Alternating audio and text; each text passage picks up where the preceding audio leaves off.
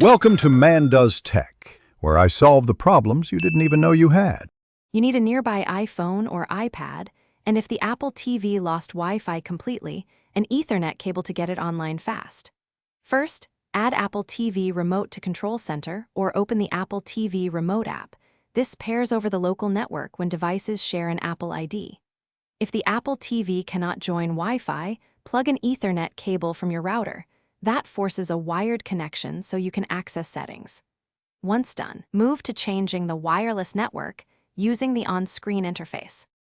Using the iPhone remote, you control the Apple TV UI just like a physical remote.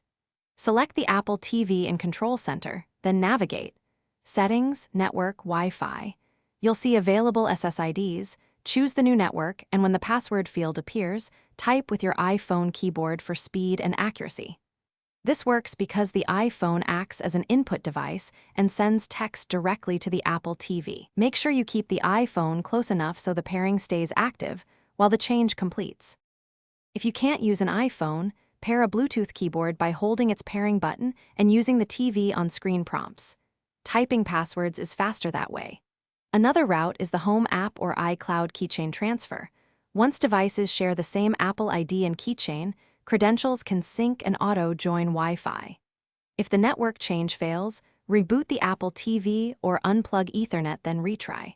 If problems persist, perform a simple restart and try again. That resolves most pairing and network glitches. Thanks for watching. If you found this helpful, don't forget to like and subscribe.